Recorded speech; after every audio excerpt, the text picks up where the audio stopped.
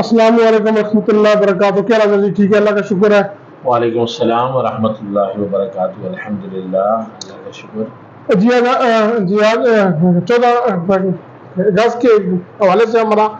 मौजू है, तो इसको ना ये ना ये हजरत से हम ये है ना इसके ऊपर ना तफसीली बयान नहमदुहु करें। व नुसल्ली व नुसल्लिमु अला रसूलिहिल करीम, अम्मा बाद, फ़अऊज़ु बिल्लाहि मिनश शैतानिर रजीम, बिस्मिल्लाहिर रहमानिर रहीम। अज़ीज़ान मोहतरम, सामीन इकराम, नाज़रीन इकराम और मेरे अज़ीज़ भाइयों, दोस्तों, बुज़ुर्गों, आज हमारी गुफ्तगू का मौजू है जश्न आज़ादी 14 अगस्त 2023।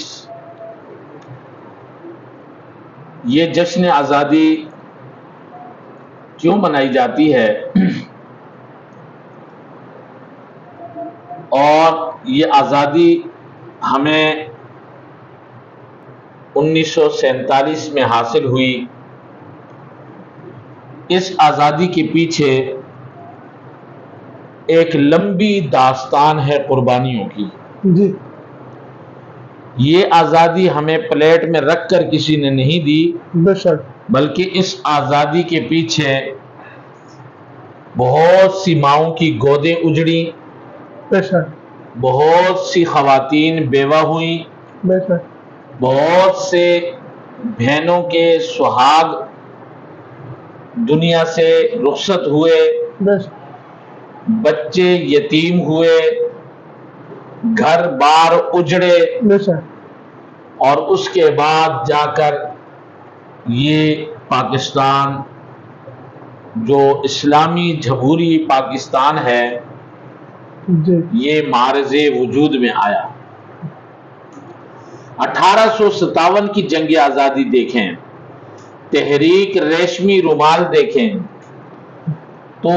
इसके पीछे एक बहुत बड़ी दास्तान है जो आज़ादी की तहरीकें चली और उन्होंने कुर्बानियाँ दी। और आज कुछ लोग जो है वो इस आज़ादी का क्रेडिट हासिल करने के लिए बड़े लंबे चौड़े दावे करते हैं, जी लेकिन इस आज़ादी के पीछे उलमाए किराम की बहुत बड़ी कुर्बानियां हैं। बेशक, जहां आम लोग, खवातीन, बच्चे, जवान, बूढ़े, उनकी कुर्बानियां हैं, वहां एक बड़ी तादाद उलमाए किराम की कुर्बानियों की है। बेशक, 1857 की जंग आज़ादी के वक़्त दिल्ली से लेकर पेशावर तक कोई दरख्त ऐसा नहीं था जिस पर उलमा की लाश लटकी हुई नहीं थी, किसी आलिम का सर लटका हुआ नहीं था। और इसी तरह तहरीक आज़ादी के अंदर उलमाए किराम को माल्टा की जेलों में और काले पानी की सजाओं में इनके अंदर रखा गया और उन्हें सख्त तरीन किस्म की सजाएं दी गई। यहां तक कि उलमा के बारे में आता है कि इनके लाशों को सूअर के चमड़ों के अंदर बंद किया गया। और उलमाए किराम की बड़ी तादाद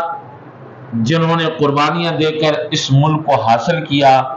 और ये मुल्क इस्लाम के नाम पर और कलमे के नाम पर मारज़े वजूद में आया। आज कुछ लोग ये भी कहते हैं कि उलमाए देवबंद का इस आज़ादी की तहरीक में कोई हिस्सा नहीं है, ये पाकिस्तान बनने के मुखालिफ थे। तो उनको ये बात याद दिलाना चाहता हूं कि देवबंद के जो सरखेल हैं, जो हकीमुल उम्मत हैं, मुजाहिद मिल्लत हैं और पीरों के पीर हैं, مولانا محمد اشرف تھانوی رحمۃ اللہ علیہ، سبحان اللہ سبحان جن کے اللہ بہت سے خلفائے کرام تھے، بے شک اور انہوں نے مسلم لیگ کی، اس وقت کی مسلم لیگ کی حمایت کی، اور اپنے خلفاء کو یہ حکم دیا کہ وہ ملک کے طول و عرض کے اندر پھیل کر دورے کریں اور لوگوں کی ذہن سازی کریں اور پاکستان کے بننے میں پورا مکمل مسلم لیگ کا ساتھ دیں۔ سبحان اللہ ان علماء کرام نے، ان خلفاء نے اور مجاہد ملت حکیم الامت علامہ اشرف علی تھانوی رحمۃ اللہ علیہ نے تھانہ بھون کے اندر بیٹھ کر اپنے خلفاء کو احکامات جاری کیے، اور انہوں نے پوری ملک کے اندر اپنے دورے کیے اور لوگوں کی ذہن سازی کی اور مسلم لیگ کی حمایت کر کے اس ملک پاکستان کو حاصل کیا۔ جی اب یہ ملک پاکستان 14 اگست 1947 کو معرض وجود میں آیا، اور یہ وجود میں بھی لا الہ الا اللہ کی بنیاد پر آیا، اسلام کی بنیاد پر آیا، لیکن کچھ نادیدہ قوتوں نے یہاں پر اسلام کو نافذ نہیں ہونے دیا جی اور مکمل کلمہ طیبہ کے احکامات کو یہاں پر لاگو نہیں ہونے دیا، اور آج تک نہیں ہونے دے رہے۔ جی تو اس کے لیے ہم مسلمانوں کو، تمام کے تمام پاکستان کے رہنے والوں کو محنت اور کوشش کرنی چاہیے، اور جو لا الہ الا اللہ کی بنیاد پر یہ ملک معرض وجود میں آیا ہے، اسی لیے آیا ہے کہ آزادی کے ساتھ ہم اس کلمہ طیبہ کے نیچے رہ کر زندگی گزاریں گے، جی لا الہ الا اللہ محمد الرسول اللہ کے مطابق اپنے طرز زندگی کو اپنائیں گے۔ پاکستان کا قانون، آئین، قرآن و سنت کے دستور کے مطابق کوئی ایسا قانون یہاں پاکستان میں نہیں نافذ کریں گے جو قرآن و سنت کے خلاف ہوگا۔ بے شک یہ اسی لیے معرض وجود میں آیا تھا۔ آج بہت سی قوتیں اس پاکستان کو ختم کرنے کے در پہ ہیں، اور اس پاکستان کے وجود کو مٹانے کے در پہ ہیں، اس پاکستان کے اندر انتشار، افتراق، فساد مچانے کے در پہ ہیں، اور پاکستان کو توڑنے کے در پہ ہیں، پاکستانی اداروں کے اندر تفریق پیدا کرنے کے در پہ ہیں۔ تو میری ان تمام لوگوں سے گزارش ہے، اوپر کی سطح سے لے کر نیچے تک، کہ اپنے ملک کو بچاؤ، اپنے ملک کی حفاظت کرو، اپنے ملک کے جھنڈے سے لے کر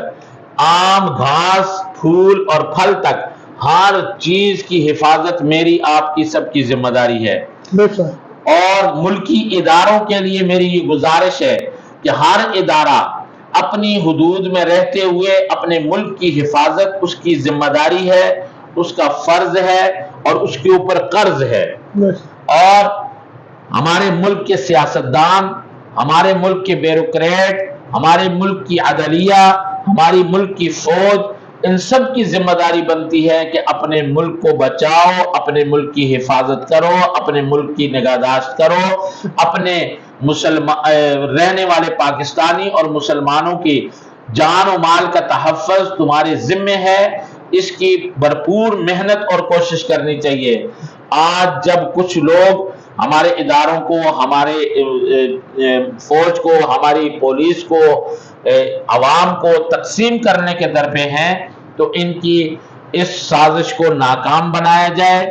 اور پاکستان کے اندر ایک اتفاق اور اتحاد کی فضا کو عام کیا جائے، اور آپس میں محبت، ہمدردی، خیرخواہی کا جذبہ پیدا کیا جائے، بیدار کیا جائے، اپنے ملکی اداروں کے ساتھ اس کی خیرخواہی اور ہمدردی اور اس کے ساتھ تعاون عوام کو بھی چاہیے اور اداروں کو بھی چاہیے، اپنے عوام کا تحفظ کرے، اپنے عوام کے ساتھ دے، اور اپنی عوام کی ہر چیز کا خیال رکھے، ان کی حفاظت ان کے ذمے ہے۔ بے شک اور ہماری افواج پاکستان الحمدللہ ایسی مایاناز فوج ہے کہ پوری دنیا میں اس کی مثال نہیں ہے. تو ہماری فوج کو بھی چاہیے کہ وہ اپنے ملک کی حفاظت کے لیے ہمہ مستعد رہے اور عوام کے ساتھ مل کر اپنے ملک کی حفاظت، اس کی نگہداشت، اس کی نگہبانی اور اس کی ترقی کے اندر عوام کے ساتھ ہاتھ بٹائے اور عوام فوج کا ہاتھ بٹائے. اس لیے میرے بھائیوں، دوستوں اور بزرگوں، یہ 14 اگست کی جشن آزادی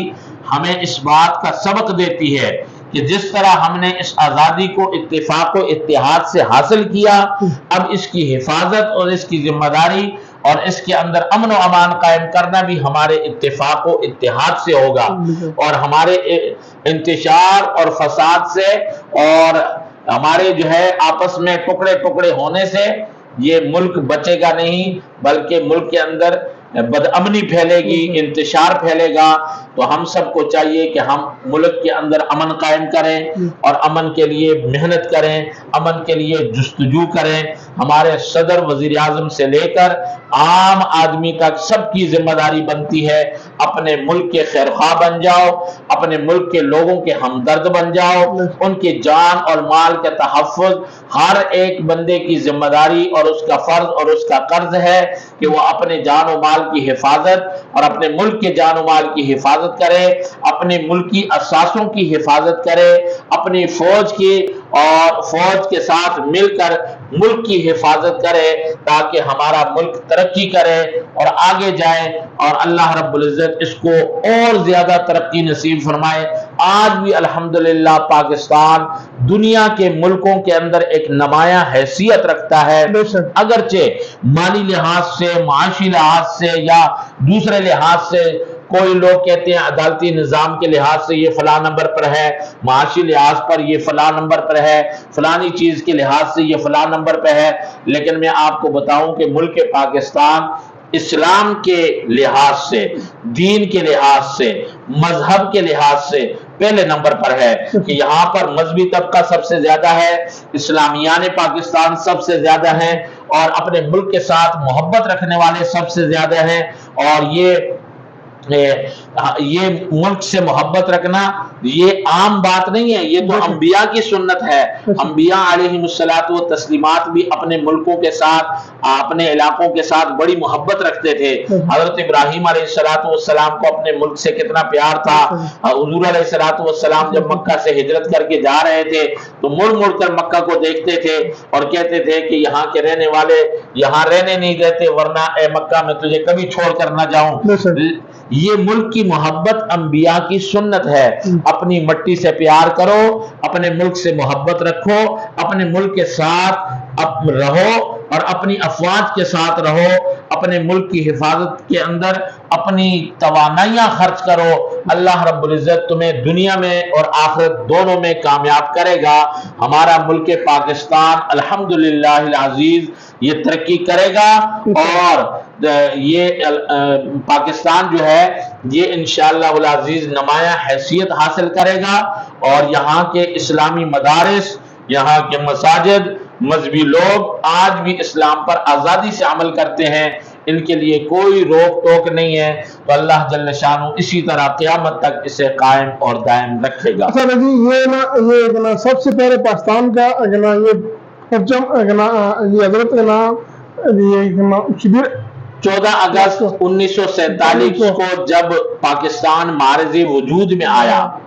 تو معرض وجود میں آنے کے بعد کراچی کے اندر سب سے پہلے پاکستان کا جھنڈا لہرانے والا مولانا شبیر احمد عثمانی تھا. اسی طرح مشرقی پاکستان بنگلہ دیش کے اندر پاکستان کا جھنڈا لہرانے والا مولانا ظفر علی عثمانی رحمت اللہ تعالی علیہ تھے. اور یہ اس بات کا ثبوت ہے کہ علماء کے بغیر پاکستان نہیں ہے اور پاکستان کے بغیر علماء نہیں ہے. اور دوسری بات، دیوبند کے سوا دیوبند کے بغیر بھی پاکستان نہیں ہے اور پاکستان کے بغیر بھی دیوبند نہیں ہے. دیوبندی علماء نے پاکستان کے ساتھ پاکستان کو حاصل کرنے کے لیے محنت اور کوشش بھی کی اور اس کے جھنڈے بھی لہرائے اور آج بھی جشن آزادی علماء دیوبند مناتے ہیں، جوش و خروش سے مناتے ہیں اور انشاءاللہ العزیز اس کو ترقی بھی علماء دیوبند ہی دیں گے انشاءاللہ. جی اور یہ قائد اعظم کا یہ جنازہ بھی یہ مولانا جی شبیر احمد عثمانی صاحب نے پڑھایا ہے. بالکل بالکل بے شک انہوں نے پڑھایا ہے. اور یہ تاریخ میں آتا ہے کہ یہ مولانا اشرف علی تھانوی رحمۃ اللہ علیہ کے مرید بھی تھے اور آپ کے پاس ان کے خطوط آیا کرتے تھے جن میں ہدایات ہوتی تھی اور پھر قائد اعظم جو ہے مولانا اشرف علی تھانوی رحمۃ اللہ علیہ کے ہدایات جلسوں کے اندر بیان کیا کرتے تھے. آج جو اقوال زرعی آپ ان کے سنتے ہیں نا قائد اعظم کا فرمان, یہ فرمان سارے مولانا اشرف علی تھانوی رحمۃ اللہ علیہ کی طرف سے آتے تھے, پھر یہ اپنی تقریروں میں بیان کیا کرتا تھا. تو قائد اعظم رحمۃ اللہ علیہ جو ہے الحمدللہ بانی پاکستان ہے اور ہم ان کی عزت اور احترام کرتے ہیں, ان کی قدر کرتے ہیں. اور اس کے ساتھ ساتھ جن جن لوگوں نے پاکستان کے لیے قربانیاں دی ان کو خراج تحسین پیش کرتے ہیں, اور آج بھی جو ملکی ترقی کے اندر محنت اور کوشش کرتے ہیں انہیں بھی سلام عقیدت پیش کرتے ہیں. اللہ جل شانہ مجھے آپ سب کو یہ پاکستان کا 76واں جشن آزادی مبارک ہو اور ہم سب کو صحیح طریقے سے منانے کی توفیق نصیب فرمائے. وآخر دعوانا ان الحمدللہ رب العالمین. پاکستان زندہ باد, پاک آرمی زندہ باد, آیا سائی زندہ باد.